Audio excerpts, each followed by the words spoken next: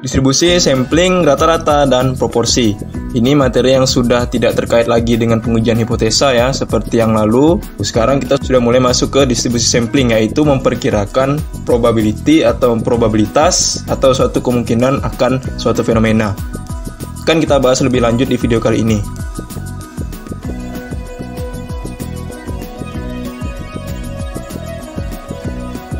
Baik, silahkan subscribe bagi yang belum, nantikan video-video selanjutnya yang akan membahas tentang materi-materi selanjutnya statistik 2. Oke, populasi adalah kumpulan dari seluruh kemungkinan orang-orang, benda, atau ukuran lain yang menjadi objek perhatian atau kumpulan seluruh objek yang menjadi perhatian. Populasi itu dia dibagi menjadi dua. Pertama itu populasi terbatas, yang kedua itu adalah populasi tidak terbatas. Populasi terbatas itu adalah suatu populasi yang unsurnya terbatas berukuran N. Contohnya seperti apa? Populasi bank, populasi mahasiswa, populasi masyarakat Indonesia, atau populasi dari pengguna gadget, populasi orang tua, atau populasi gedung, dan lain sebagainya. Masih bisa dihitung. Dan dia itu unsurnya masih terbatas. Sementara ada populasi yang tidak terbatas. Suatu populasi yang mengalami proses perubahan secara terus-menerus sehingga ukuran N menjadi tidak terbatas perubahan nilainya. Seperti populasi bintang langit, populasi serangga. Maksudnya apa? Populasi tidak terbatas itu dia memang bisa dihitung, tetap bisa dihitung. Hanya saja hitungannya itu bisa berubah dalam hitungan waktu yang sangat mepet atau sangat sedikit. Bisa saja dalam waktu harian, mingguan, atau bahkan mungkin menit atau jam itu sudah bisa berubah. Baru saja kita hitung berapa menit yang lalu, berapa menit kemudian bisa berubah lagi. Nah, itulah maksudnya populasi tidak terbatas. Artinya dia itu mengalami perubahan jumlah secara terus-menerus dalam waktu hitungan yang sangat singkat.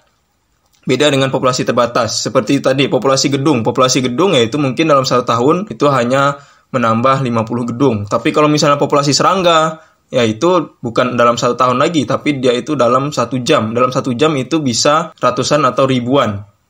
Ya kan? Itulah populasi terbatas sama tidak terbatas. Nah, kalau sampel adalah suatu bagian dari populasi tertentu yang menjadi perhatian kita bersama atau yang ingin kita teliti. Sampel probabilitas dan non-probabilitas atau random sampel kalau probabilitas. Kalau non-probabilitas itu namanya non-random. Merupakan suatu sampel yang dipilih sedemikian rupa dari populasi sehingga masing-masing anggota populasi memiliki probabilitas atau peluang yang sama.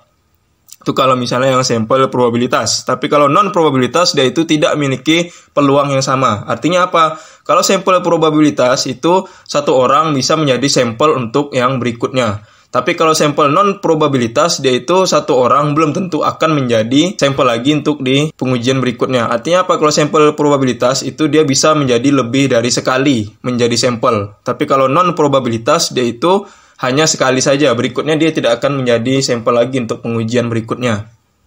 Nah, sampling adalah cara pengambilan atau pengumpulan data hanya sebagian elemen atau anggota dari populasi, atau cara pemilihan sampel dari populasi yang akan diteliti. Artinya, kalau kita itu ingin mengambil sampel tidak sembarangan, tidak sesuka hati ya. Jadi, mengambil sampel itu ada hal-hal yang harus kita perhatikan, ada kriteria yang kita tentukan.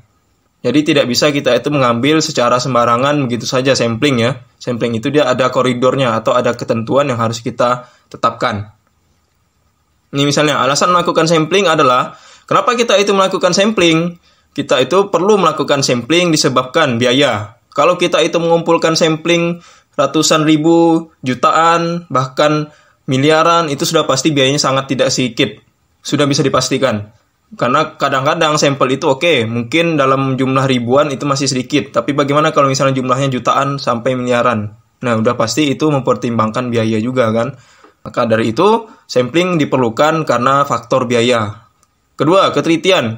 Kenapa kita itu perlu melakukan sampling? Karena kita perlu teliti dalam hal meneliti, kan istilahnya seperti itu. Jadi kalau kita itu ingin mengamati sesuatu, akan lebih tepat, akan lebih akurat kalau misalnya barangnya itu lebih sedikit daripada lebih banyak kan.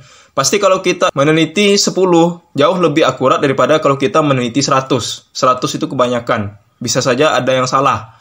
Dan tingkat kesalahannya itu akan lebih tinggi kalau misalnya sampel semakin banyak atau populasinya semakin banyak. Oleh karena itu apa ya, kita harus meringkas atau menggunakan sebagian saja dari populasi itu kan. Nah, inilah sampling. Jadi ya kita itu perlu teliti. Semakin banyak datanya itu akan semakin meningkatkan tingkat kesalahan. Ya, karena itu tadi, data itu banyak, bervariasi, sifatnya tidak bisa kita tentukan. Nah, maka dari itu memang kadang-kadang berbahaya kalau kita menggunakan semua data. Jadi ya lebih baik kita menggunakan yang sampel aja. Menghemat waktu. Nah, kalau misalnya kita itu melakukan sampling, otomatis apa? Bisa mengefisienkan waktu. Artinya kita itu bisa lebih cepat selesai, bisa lebih cepat menerbitkan suatu kesimpulan daripada kalau kita menggunakan data populasi. Karena kita tahu sendiri, mengumpulkan data memerlukan waktu yang tidak sedikit. Apalagi datanya itu bersifat populasi, itu bahkan lebih lama lagi. Dan data itu kadang-kadang mengalami perubahan karakteristik. Mungkin sekarang menjadi 1, tiba-tiba besok akan menjadi 2. Atau mungkin bulan depan akan menjadi 2. Karena itulah yang susahnya kalau misalnya kita itu menggunakan data populasi. Jadi apa? Lebih baik kita menggunakan data sampel agar kita itu lebih cepat memperoleh sesuatu, lebih cepat mendapatkan kesimpulan. Makanya kalau misalnya kita itu melakukan sampling agar kita bisa menghemat waktu.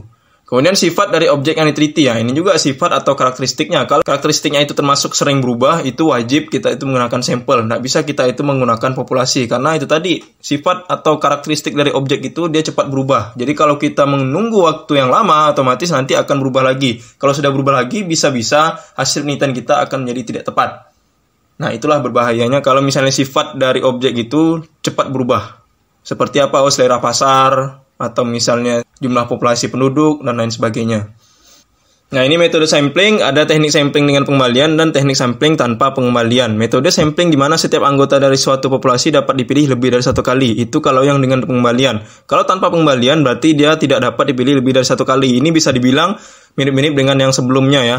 Jadi satu orang dia itu bisa menjadi sampel lagi untuk pengujian berikutnya. Itu kalau yang dengan pengembalian. Tapi kalau yang tanpa pengembalian, satu orang dia itu menjadi sampel sekali saja. Berikutnya pengujian selanjutnya dia tidak akan mendapatkan atau tidak akan menjadi sampel kembali. Itu maksudnya teknik sampel tanpa pengembalian. Artinya dia itu ya cukup sekali aja menjadi sampel. Kalau dengan pengembalian berarti dia itu bisa lebih dari sekali menjadi sampel. Nah, distribusi sampling itu ada 4 ya di sini ya. Sampling rata-rata, sampling proporsi, selisih rata-rata, dan selisih proporsi. Yang kita bahas di kali ini adalah sampling rata-rata dan sampling proporsi terlebih dahulu ya. Nah, ini rumusnya. N per N kurang dari 5 itu adalah populasi tidak terbatas. Kalau misalnya N per N lebih besar daripada 5, itu artinya populasi yang terbatas. Jadi kalau kita itu menentukan populasi tidak terbatas atau terbatas, kita harus melihat N per N. Jadi N kecil bagi N besar. Kalau misalnya jumlahnya itu kurang dari 0,05, berarti dia itu masuk ke populasi tidak terbatas. Tapi kalau misalnya N kecil bagi N besarnya lebih dari 5%, itu berarti populasi terbatas. Nah, jadi ini parameternya ya, atau standarnya. N itu berarti sampel kalau yang kecil. Kalau N besar berarti dia populasi ya, di sini ya. X itu adalah rata-rata ya, X bar itu sudah pasti rata-rata. Tapi kalau X itu adalah rata-rata sampel. Kalau U itu rata-rata populasi. Kalau S adalah standar deviasi ya, sampling. Kalau misalnya yang simbol seperti ini populasi. Jadi dia itu ada 2, ada sampel, ada populasi. Rata-ratanya juga ada sampel, rata-rata populasi. Standarnya juga standar deviasi sampel sama standar deviasi populasi. UX itu adalah rata-rata pada distribusi sampling. Standar deviasi pada distribusi sampling. Kemudian di sini N kurang N bagi N kurang 1. Itu namanya adalah faktor koreksi. N besar kurangkan dengan N kecil bagi N besar kurangkan 1. Itu namanya adalah faktor koreksi. Ya, ini rumusnya ya untuk populasi tidak terbatas dan terbatas. Oke, ini langsung kita ke ilustrasi ya. Hitch memproduksi remote control dengan menggunakan 2 baterai. Jadi dia ada 2 baterai. Rata-rata umur baterai yang digunakan produk ini adalah 35 jam. Distribusi umur baterai mendekati distribusi probabilitas normal dengan standar deviasi 5,5 jam. Sebagai bagian dari program pengujian, diambil sampel sebanyak 25 baterai. Hitunglah bagaimana probabilitas umur baterai lebih dari 36 jam. Di sini ada 2 baterai ya. 2 baterai itu dia masa pakai rata-ratanya adalah 35 jam. Distribusinya itu dia standar deviasinya 5,5 jam. Nah, dia ingin mencoba sebanyak 25 baterai. Ya, jadi ada 25 baterai. Kira-kira dari 25 baterai ini berapa sih kemungkinan atau berapa sih persentase kemungkinan bahwa baterai itu lebih dari 36 jam? Karena apa? Kalau misalnya 25 baterai itu apakah dia 35 jam semua? Belum tentu. Sama juga kalau misalnya melihat produk yang dijual di retail atau di toko-toko. Misalnya barangnya itu 1 kilo. Apakah semuanya itu benar-benar 1 kilo? Belum tentu. Mungkin ada yang 1, sekian on, atau ada yang kurang dari 1 kilo, atau ada lain sebagainya. Ya, jadi dia itu ada sedikit pengurangan atau sedikit penambahan. Jadi dia tidak pas 1 kilo. Itu kalau misalnya yang barang-barang di retail. Ini juga baterai. Ya, jadi baterai itu misalnya 35 jam. Belum tentu semua baterai itu dia pasti 35 jam masa pakainya atau umur baterainya. Belum tentu. Bisa jadi ada yang lebih sedikit, bisa jadi juga ada yang lebih banyak. Ya bisa jadi 36 jam atau 35,1 jam, 35,078 jam dan lain sebagainya. Dia memang pasti ada kelebihan atau kekurangan, cuman dia itu sangat sedikit, ya, sangat sedikit. Ya, yang di toko juga begitu tadi saya bilang, bukan berarti dia itu pasti berkurang dan pasti tambah juga. Enggak. Ada juga yang pas 1 kilo, tapi apakah semua pas 1 kilo? Tidak. Ada beberapa yang dia itu kurang dari 1 kilo, ada juga beberapa yang lebih dari 1 kilo. Tapi dia pun lebih atau kurangnya hanya sedikit saja. Ya paling dia lebih 1 on atau mungkin lebihnya 0,5 on dan lain sebagainya. Intinya adalah dia itu pasti ada beberapa yang lebih dan kurang. Tidak semua. Nah ini juga baterai ini dia estimasinya 35 jam. Tapi kira-kira kemungkinan baterai itu lebih dari 36 jam berapa persen sih? Nah inilah yang akan kita cari. Oke, di sini kita sudah dapatkan. Itu adalah 35 ya. Ini rata-rata umur baterainya ya 35 jam. Kemudian ini kita ingin tahu apakah menggunakan populasi yang tidak terbatas atau populasi terbatas. Nah, ini kan ketentuannya kan N per N. Kecil kalau misalnya kurang dari 5 itu tidak terbatas. Tapi kalau misalnya populasi terbatas itu dia lebih dari 5%. Apakah dia itu menggunakan populasi tidak terbatas atau yang terbatas? Di sini tidak bisa kita ketahui. Karena apa? Dia tidak ada populasi tapi hanya ada sampel aja ya. Jadi dia itu tidak ada populasi tapi dia hanya sampel. Oleh karena itu tidak ada populasi tapi dia hanya sampel, ya udah kita langsung menggunakan yang populasi tidak terbatas. Nah, seperti ini ya. Jadi kita langsung menggunakan populasi tidak terbatas. Kalau misalnya datanya tidak lengkap, kemudian dia hanya ada sampel saja, populasi tidak ada, ya berarti kita harus pakai yang populasi tidak terbatas. Tapi kalau misalnya lengkap, ada sampel dan ada populasi, itu kita harus hitung lagi. Kira-kira dia itu kurang dari 5% atau lebih dari 5% kan? Kalau kurang ya berarti tidak terbatas. Kalau terbatas berarti dia lebih dari 5%.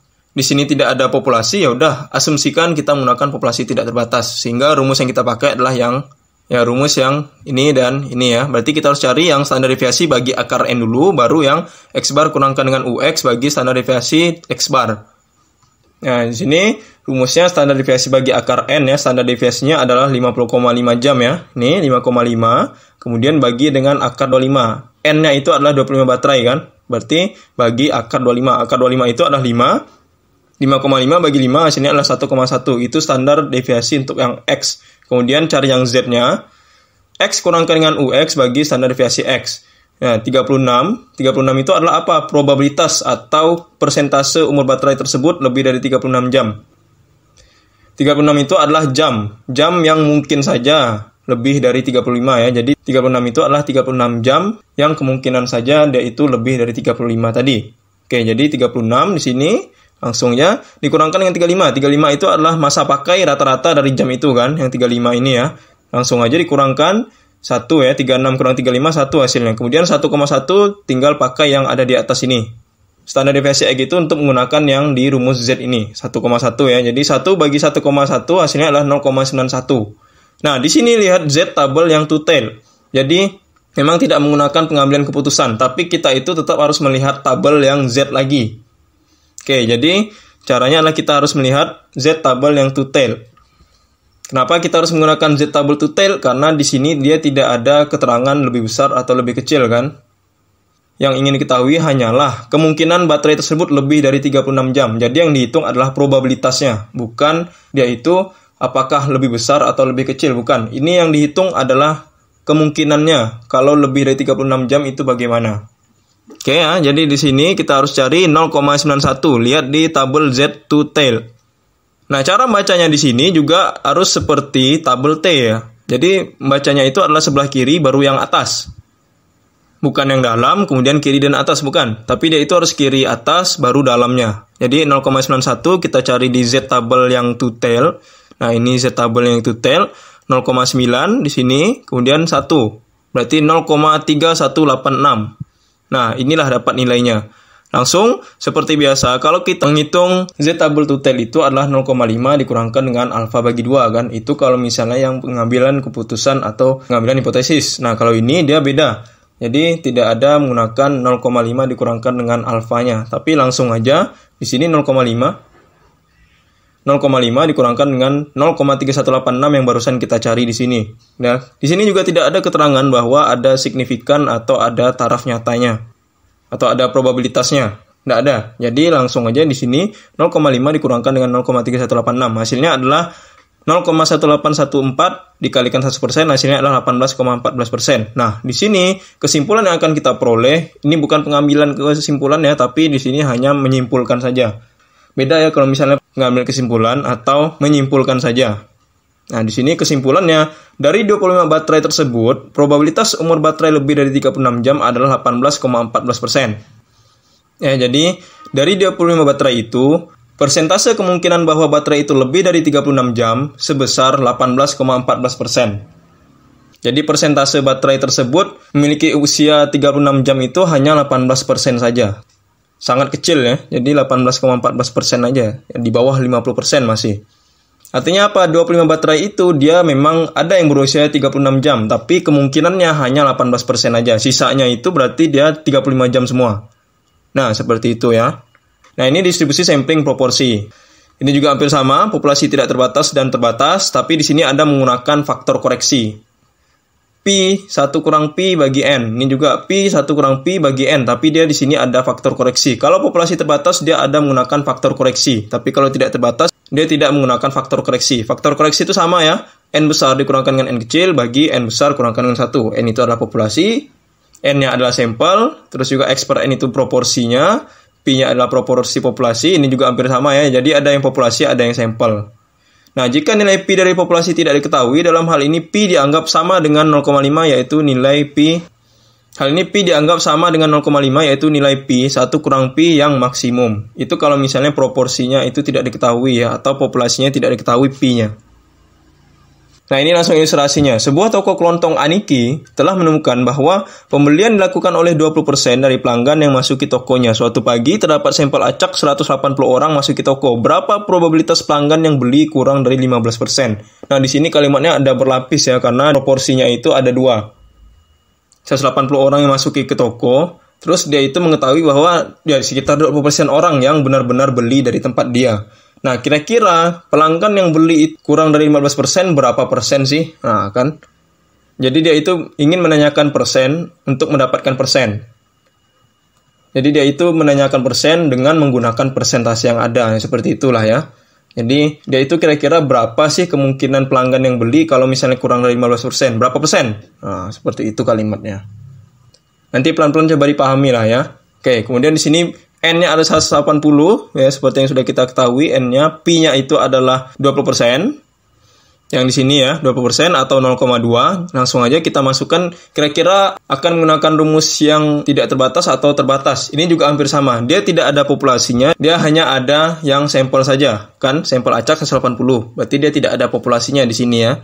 Nah, kalau tidak ada populasi, ya udah berarti kita menggunakan yang tidak terbatas. Nah, seperti ini ya. Jadi menggunakan yang tidak terbatas. Cari yang Pi 1 kurang Pi bagi N dulu, baru yang X per N kurangkan dengan UX bagi standar deviasi X per N. Nah, ini Pi-nya 20% tadi, kemudian Pi 1 kurang Pi bagi N.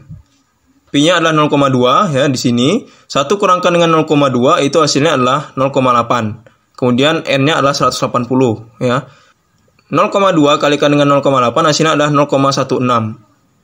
Bagikan dengan 180. Nah, akar 0,16 dibagikan dengan 180 dulu, baru kita itu boleh diakarkan. Jangan sampai 0,16 diakarkan baru bagi 180, itu salah. Ya, jadi kita itu harus 0,16 ini dibagikan dengan 180 dulu, baru boleh kita akarkan. 0,16 bagi 180, hasilnya adalah 0,00089. Jadi akar dari 0,00089 adalah 0,029814. Oke, kemudian Z hitungnya adalah X per N kurangkan dengan UX bagi standar deviasi X per N. Nah, 0,15 itu adalah yang di sini probabilitas pelanggan yang kurang dari 15% beli itu ya. Jadi 15% atau 0,15. Nah, di sini dikurangkan dengan 0,2 yang di sini ya, yang pembelian 20% itu. Nah, sehingga kalau 0,15 dikurangkan dengan 0,2 hasilnya adalah minus 0,05. 0,29814 yang barusan kita cari di atas ini ya. Oke, jadi 0,05 dibagi dengan 0,02981 itu hasilnya adalah minus 1,67 atau kalau dibulatkan menjadi 1,68. 1,677 ya. Di sini bukan menjadi 1,7, itu terlalu jauh. Jadi kita itu harus membulatkan beberapa digit di terakhir. 1,677 sekian. Nah, kalau dibulatkan ya udah jadi 1,68 aja. Ini juga sama, lihat di Z tabel yang to tail. Ingat, kita itu harus melihat yang sebelah kiri dulu, baru yang atas. Jadi 1,6 kiri, kemudian yang atasnya adalah 8. Nah, seperti ini ya. 1,6 sebelah kiri, kemudian 8. Nah, ini. Jadi nilainya adalah 0,4535. Nah, di sini dapatlah 0,4535. Kemudian ini juga hampir sama. 0,5 ya. Ini memang dari rumusnya. Seperti yang di ilustrasi pertama juga seperti itu. Nah, ini 0,5 kurangkan dengan 0,31 yang ini kan. Di ilustrasi 2 juga begitu. 0,5 itu memang sudah dari rumusnya. Kurangkan dengan 0,4535 yang barusan kita cari juga nih. 4535 ya. Melihat Z tabel yang to tail. Hasilnya adalah 0,0465. Jadi kemungkinan bahwa 180 orang itu masuk ke toko, pelanggan yang beli kurang dari 15% itu nilainya hanya 4% saja. Nah, memang berlapis ya. Jadi bisa dibilang dari 180 orang itu, pelanggan yang beli kurang dari 15% itu, kemungkinan persentasenya hanya 4,65% saja. Ya, ini juga hampir sama lah ya. 0,0465 itu dikalikan dengan 100%. Ya, sini adalah 4,65%. Baik, semoga apa yang sudah saya sampaikan bisa dipahami ya. Silahkan nanti dipelajari kembali. Kemudian latihannya, lihat yang ada di sini ya. Ini untuk latihan 1. Nah, kita sudah bisa tentukan mana yang N, mana yang standar deviasi, mana yang UX, dan sebagainya. Ini untuk latihan 1. Kemudian ini untuk yang latihan kedua. Silakan kerjakan yang A saja. Ingat, kerjakan latihan yang ada di video ini. Jangan kerjakan latihan yang ada di slide. Karena latihan yang di slide dengan yang latihan di video itu berbeda ya. Jadi saya tekankan, kerjakan latihan yang ada di video ini saja. Ya, jadi ini latihan 1. Dan ini latihan kedua. Dan kerjakan yang A saja. Baik, segitu saja dari saya. Semoga ini bisa dipahami ya, yang sudah saya sampaikan tadi. Selamat mengerjakan.